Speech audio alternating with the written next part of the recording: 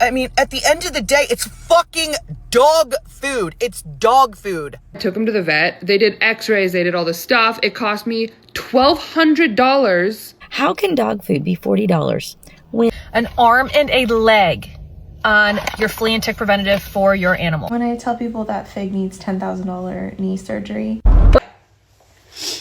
I spent $10.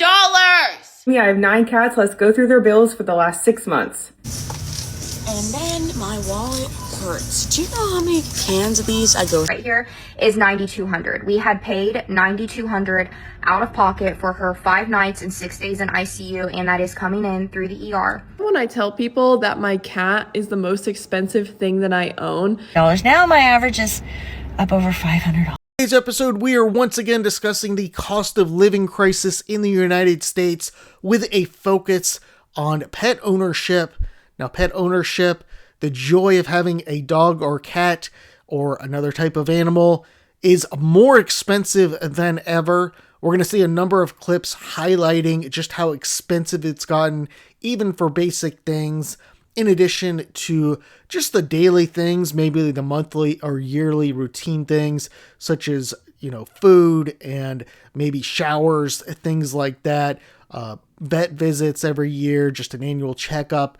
Emergency visits cost tens of thousands of dollars, lots of time. If you want to have more than one pet, the price is only going to go up.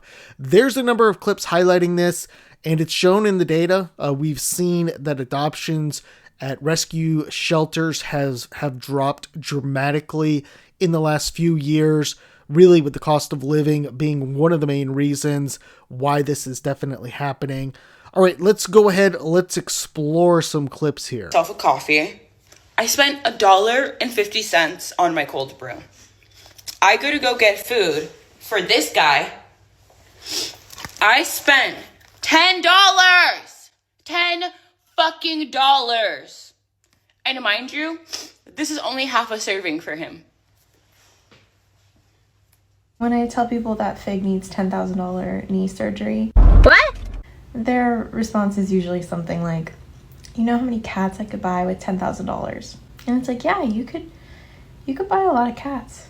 You could buy a lot of cats with that. But you couldn't buy another Fig. Dog hasn't been putting any weight on his back right leg, which is concerning because he has broken this leg and torn the ACL on this leg at different times. And this happened once before, and I took him to the vet. They did x-rays, they did all this stuff. It cost me $1,200 that I had to borrow from my mom and then pay her back. I want to put here that I spent $1,200 for the doctor to tell me that my dog was fine and that the rod in his leg might sometimes be bothering him, but he might also just be sore. And now he's doing it again. He's limping, but it's been longer, so I'm like, okay, we have to take you in. I just called every single vet in the area, like every single vet in the area. Why is the cheapest vet gonna do my x-rays for $453? Okay, some interesting clips here. Let's start with the woman who is wearing or who has the cat that has knee surgery. $10,000. That is absolutely crazy. Now, I'm not sure how old that cat is, but if it's old, it might just be time to let it go. I know that sounds cruel, but, if the thing has, if it's a senior, it has 1 or 2 years left, that's probably the route I would take if it's not going to be able to live a healthy and enjoyable lifestyle. Now, the first clip is dog food. We'll talk about that a little bit more here as the video progresses. The third clip is a woman, and she is discussing x-rays at her vet's office. She shopped around, and the best deal she could find was about $500. Keep in mind, a lot of places were charging $1,000. There's simply no way that an x-ray for an animal should be $1,000. I mean, you have one person operating the machine. And as one clip we're going to see here, a lot of these places have been taken over by private equity. That's why they're jacking up the cost. And we're seeing these outrageous fees and cost for people just trying to bring in their pets and get some basic services. Can't afford the vet, can't afford the pet. Is bullshit. I know, I said it. It's bullshit. And I know that's surprising coming from a veterinarian, but hear me out. I am obviously a very responsible pet parent. I'm a veterinarian. I'm like top tier pet parent. But honestly, I would struggle to afford some of the estimates that I am seeing coming out of emergency and referral centers these days. Obviously, I'm at a situation in my life right now where I could take on some debt. I could phone a friend. I could put it down on my credit card. I would be okay at this point in my life. But there was definitely a time in my life where I would not be able to do that. So here's what I truly think. I think that as long as you are able to meet your pet's basic needs, then you should and can have a pet. And what I'm talking about when I say basic needs are a clean, dry place to sleep at night, access to fresh, clean drinking water all day long, complete and balanced regular meals, vaccines to prevent deadly diseases, and parasite prevention. If you are able to provide those things, even if they are the off-brand, cheap version of those things, whether you are sleeping inside or outside with your dog, whether your dog is sleeping outside by itself or inside in your bed, as long as you are meeting those basic needs, then you are entitled to have a pet.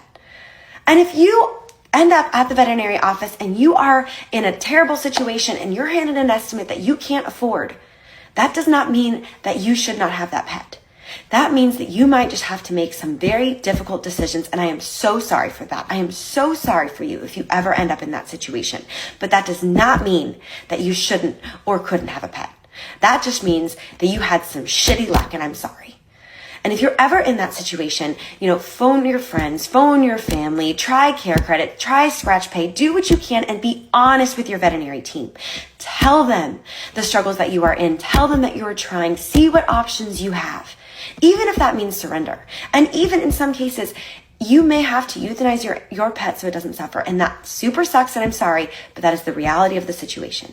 Okay, this is a little bit of a hot topic that people have been debating online for quite some time. I feel like it has picked up a little bit. And that is, if you don't have the money, should you own a pet?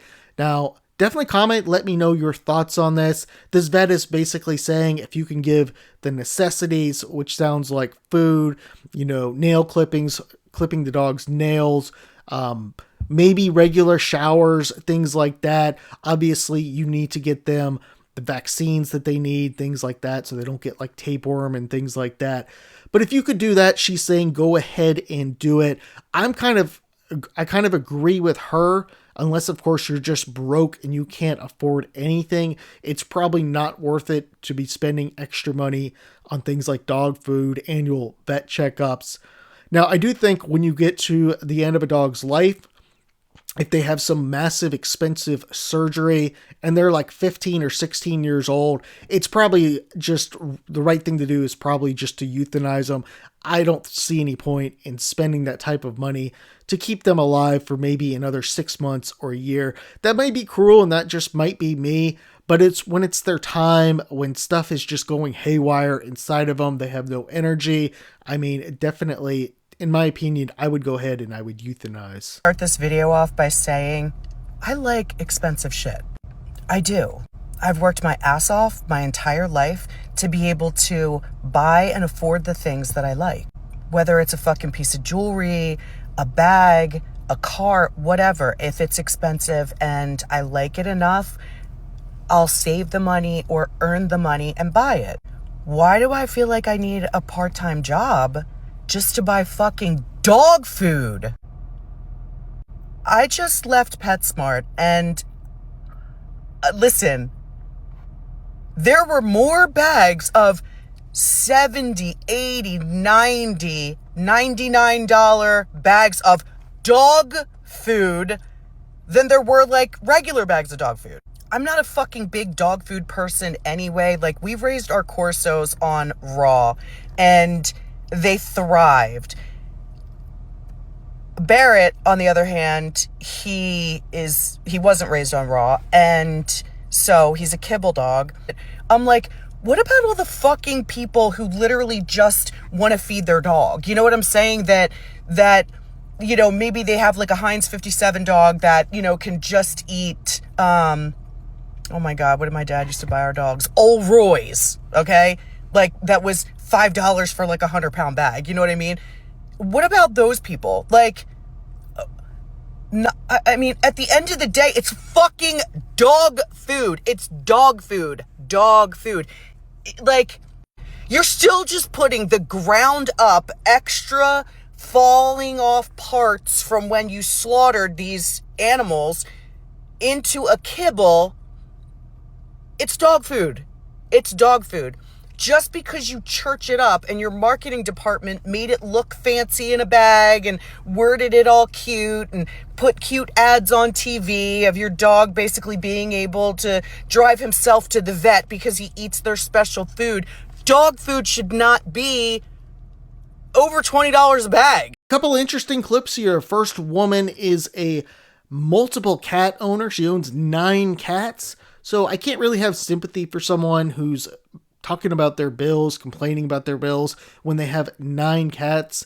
Now, she definitely seems like she's very emotionally invested in these animals, which is going to make things even more difficult for her, because if she needs to put one of those animals down, if it's time for one of those cats to go down, and then maybe there's a surgery that can extend the life by like a year or so, she seems like the type of person who's just going to go ahead and do the surgery, or if there's some sort of disability one of the animals gets. Second clip here is around dog food. Woman outraged around just the cost. I have noticed that dog food has gone up quite a bit.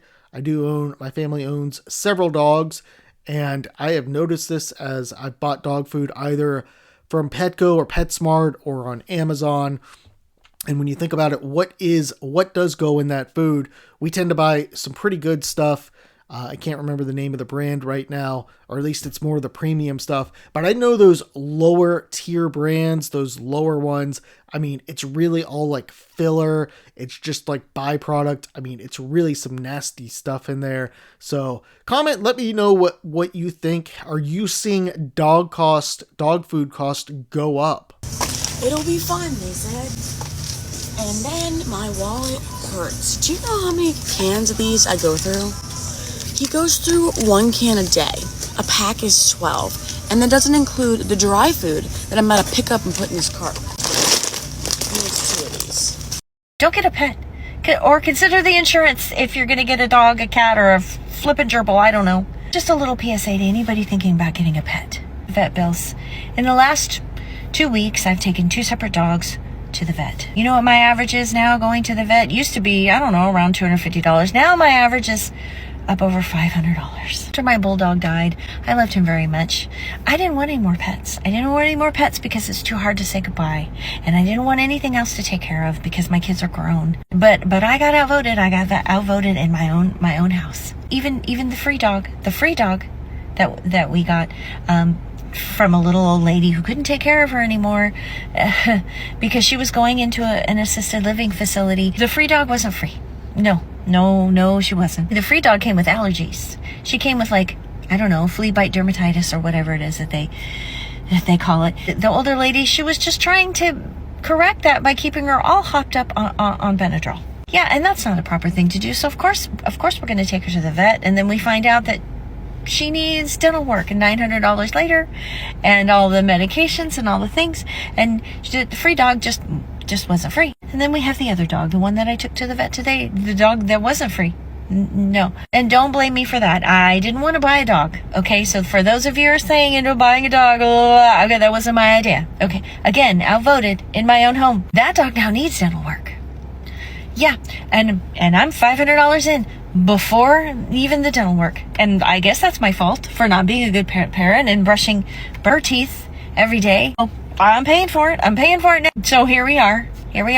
I'm out of pocket like close to $1,100 on 2 dogs that I didn't want. I love them dearly. Don't get me wrong. I'm going to grieve. When I tell people that my cat is the most expensive thing that I own, and they're like, wow, he must be like a really rare, fancy designer breed. And I'm like, no. There is no way I can pay for that.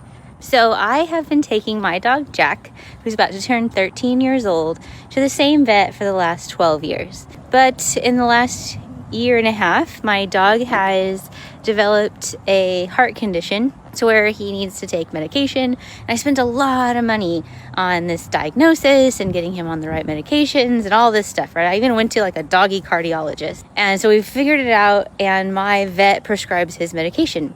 Well, I just took Jack, my dog, to the vet last month. I ended up leaving the vet with about $440 to pay. And so I'm still actively paying on that $440. Local vet isn't local anymore. I mean, it was quietly bought by a private equity firm. And now emergency visits cost triple what they did 5 years ago. It isn't a conspiracy. This is documented fact. Right. Mars, Petco, and other corporate giants now own over 70% of veterinary clinics in America.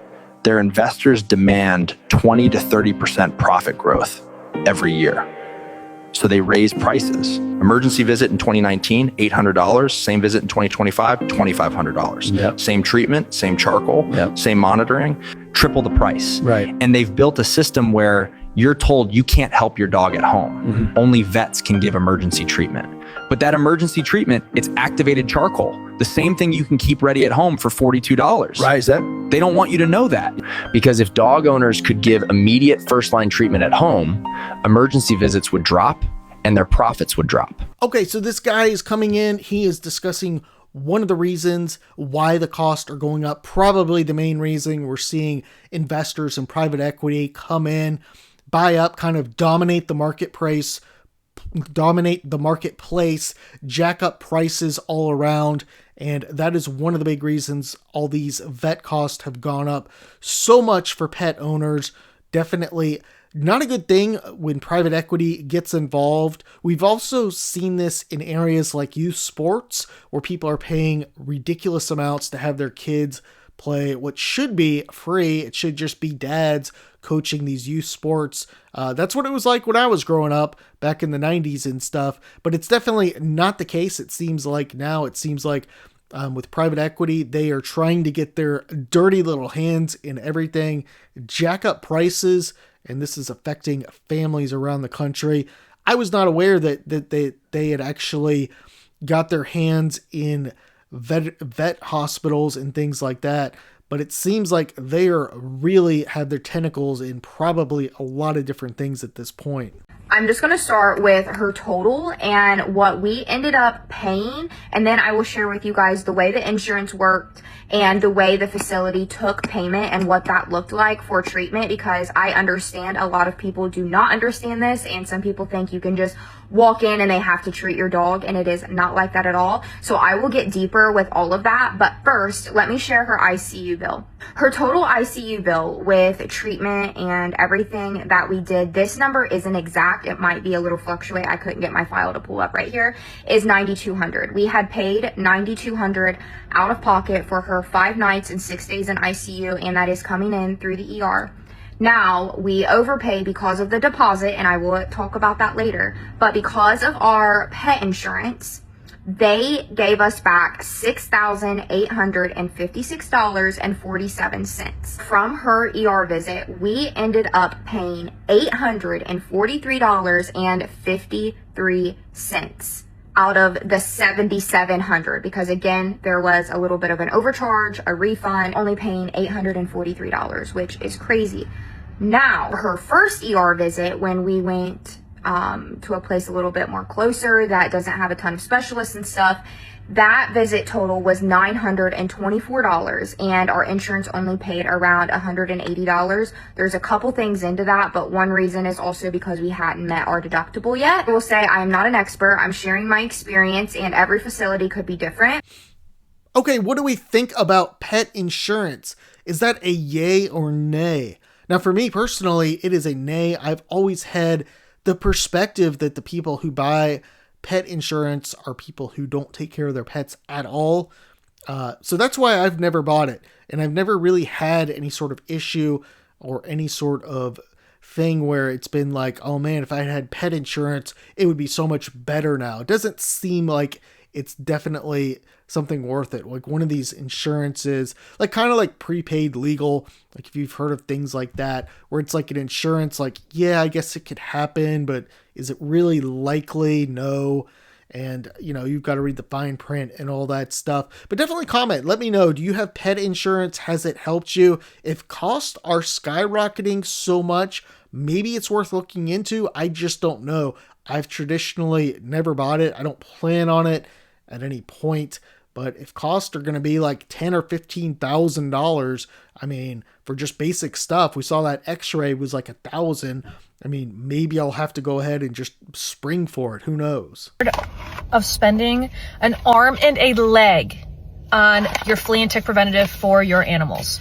Bravecto, Simparica Trio, NexGard, what have you, HeartGard, whatever you use. Are you sick of spending, like having to take out a mortgage to pay for them? Okay, if you are, like me, I'm going to show you what I do to not spend as much money but still keep my animals protected. For reference, I've been a vet tech for 11 years. I've also been a nurse for 8 or 9. Anyway, so I'm not just like some Joe Schmo out here with no knowledge of nothing. I get mine through an Australian website. And before you freak out, you could go to Europe or Mexico or some other country and buy antibiotics that you need from your doctor over the counter. So it's the same premise. With that said, I get NexGard Plus is what I was using on Briggs and Otis, who are my Springer Spaniel and Golden Retriever, for years and years and years. On all my family pets, that's what we used when I was growing up. So much money. It's like $35 a month for this stuff, and probably more now. There's a lot of shaming of low-income pet owners versus helping them and talking about access. So I'm going to talk about a few things that I think that low-income pet owners should know right off the bat. Prevention is always cheaper than treatment. Vaccine injuries and adverse reactions from vaccines are so small and statistically highly unlikely. I know that it's scary when you see a lot of misinformation online.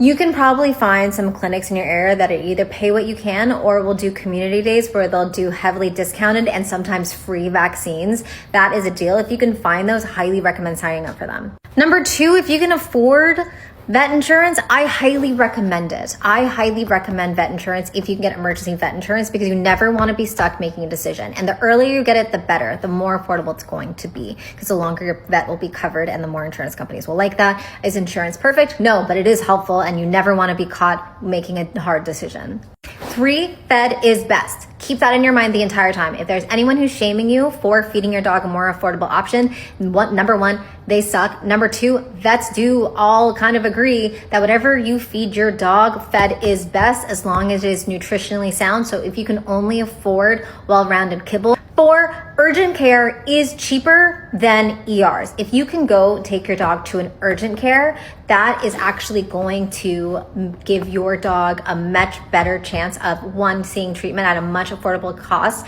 and 2, prevent you from waiting a very, very, very long time in an ER, because everyone knows of an emergency vet, but vet urgent care is not as well known.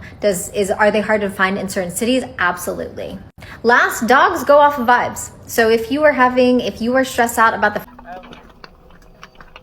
I just went and bought a bag of dog food, the cheap dog food, at the feed store. It was $40. How? How can dog food be $40 when corn and Milo are $4 and $3 something respectively? I know what makes dog food. It's corn or Milo. If you need non-GMO dog food, it's grain sorghum. So seriously, who's making all the money on the dog food? Much I spend monthly on my animals as a small animal veterinarian with 5 pets. My name is Leah. I work as an emergency veterinarian. I have 5 animals of my own. 1 dog who's about 12 and is in remission with thyroid carcinoma. 3 cats. This little girl who's about 14 and has GI lymphoma. And then 2 other ones who are young and currently healthy. And then I have 1 lizard as well. Being a veterinarian, I do get some discounts on things for my pets. Medications I usually get at cost or discounted. Some of my food I get at a discount, not all of it. But I do have, $200,000 in student loans. So while the discounts are nice, it's not. Okay, so I have my cheat sheet. There's a couple categories. I would say that definitely the biggest one is kind of like my healthcare expenses. So All of my pets, except for the lizard, are insured. 2 of my pets are senior animals, and they both have pre-existing conditions. So their monthly payment is much higher than the average. For all 4 of them together, our insurance is about $220 a month. Even though I have pet insurance, I do unfortunately also spend $340 a month on an outstanding medical bill for one of these kids. All of my babies are insured. The newest one came to me at work and she already had an issue. So she came in with a broken leg. She was going to be euthanized, and I took her in. Long story short, that wasn't the end of her medical problems. And before I was able to get her on insurance, she needed a CT and another surgery. You can't have a dog. Like, I don't care what anybody says. Like, if you're thinking about getting a dog, but you can't even take care of yourself, don't get it. There's no shame in saying, like, you know what, I can't have a dog because right now the situation is not good. But if you do decide to get the dog, you can't let the dog get attached to you for 1-2 years or even a couple of months and then just decide I don't want him no more, drop him off at a SPCA or at a shelter or at a friend's house for him to get neglected, abused, or whatever. There's no shame in not being able to take care of a dog, but don't take that dog in.